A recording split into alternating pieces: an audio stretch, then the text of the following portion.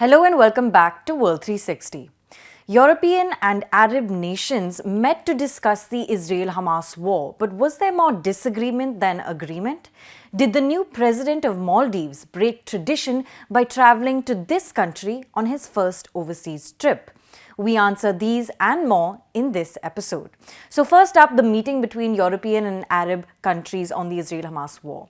Some North African delegations were also present at this. So what was this meeting? The meeting was chaired by EU's Foreign Policy Chief, Joseph Borrell, and Jordanian Foreign Minister, Ayman Safadi. On Monday, these various delegations descended upon the Spanish city of Barcelona for this meeting. As you know, there is an ongoing ceasefire between Hamas and Israel in which both sides agreed to a 4-day break in fighting, and reports say this is being extended, which is a positive sign in terms of containing the humanitarian crisis that is mounting in Gaza. Palestinian prisoners are being exchanged for Israeli hostages during this time as well.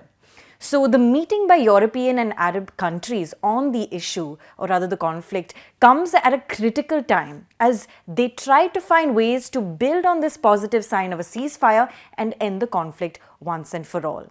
It's quite interesting that this meeting was held in Barcelona, which last week, before the ceasefire, became the first European city to suspend relations with Israel, calling for a permanent ceasefire in Gaza. Whether this decision by the Barcelona City Council still stands is unclear. And more so, it's interesting that this meeting is being held in Spain. Why? Because certain sections of Spain's politics or political brass have sharply criticized Israel during the course of the war, with some even accusing it of genocide in Gaza.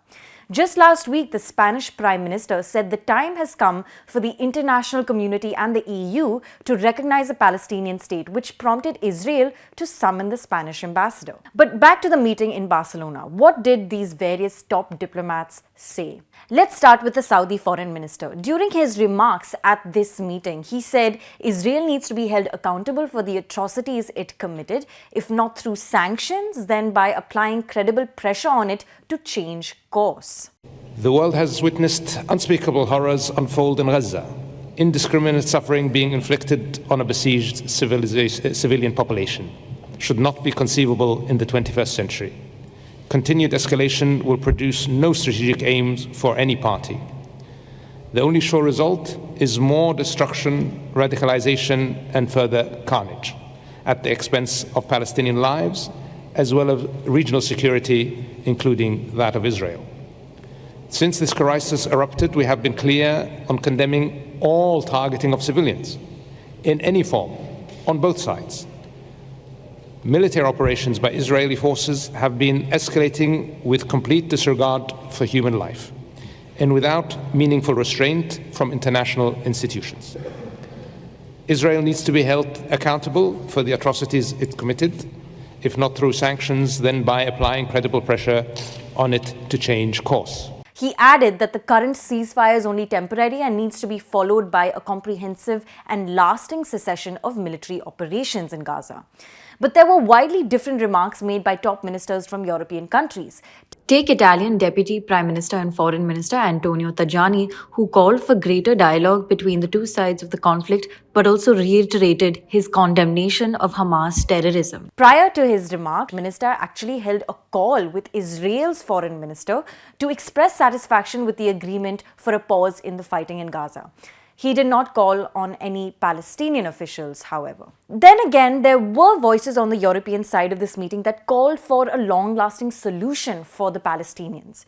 Take EU Foreign Policy Chief Joseph Borrell, who argued that a Palestinian state is the best security guarantee for Israel. To all of us in this room, we will all suffer from the consequences of a failure. A state that has failed to exist is still a failed state, and we know what this means for the neighborhood and beyond. The region could not survive another Nakba, and the repercussions would be much worse than anything we have ever seen, he told European and Arab officials at the meeting. Joseph Borrell also expressed regret over Israel's decision not to attend the meeting. Now, the Jordan foreign minister had reportedly said that this meeting was an attempt not only to find some sort of permanent solution to the war, but also bridge a gap between Arab and European countries on this. It is likely that more such unique gatherings or special meetings will take place this week.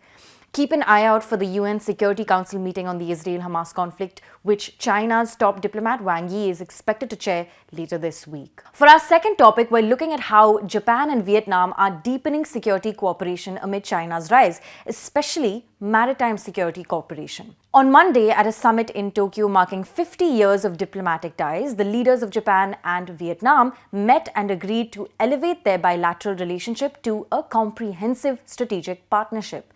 This was actually Vietnamese President Vo Van Thiong's first visit to Japan since taking over office in April this year. Now, what does this upgrade of bilateral ties between Japan and Vietnam entail? For one, it could mean greater defense-related exchanges by the two countries, technology and defense equipment transfer from Japan to Vietnam, and perhaps even Vietnam's integration into Japan's defense aid program. Now, this program is meant to provide equipment, supplies, and infrastructure development assistance to Japan's partners in the Asia-Pacific region in the form of grants rather than loans, and reports say the Philippines and Bangladesh will be the first beneficiaries of this. Let's zoom out for a second. This announcement from Japan and Vietnam to upgrade their bilateral relationship comes months after Vietnam and the US upgraded ties.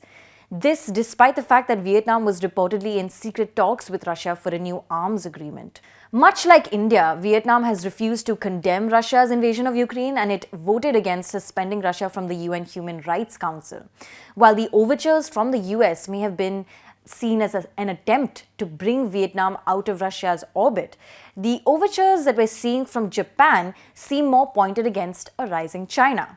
If you look at the lengthy joint statement issued by Vietnamese and Japanese leaders on Monday, it clearly states Prime Minister Kishida reaffirmed that Vietnam is an important partner for Japan to realize a free and open Indo-Pacific.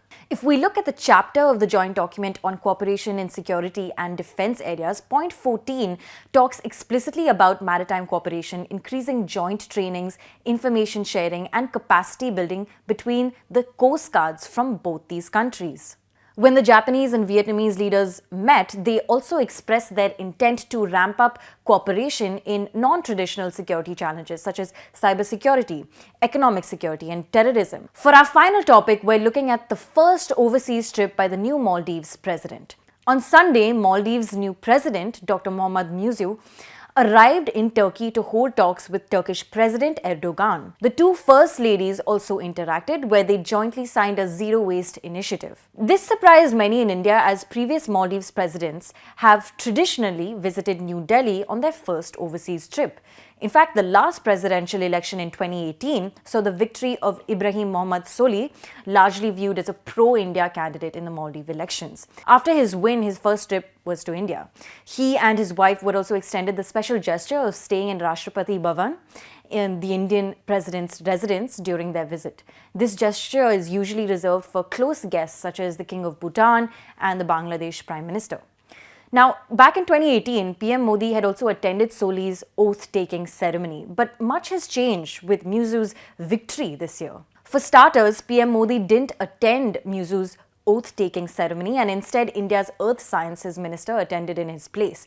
Muziu has also been quite vocal about the expulsion of foreign troops in Maldives and has repeatedly called on the Indian government to withdraw its military personnel from the island country.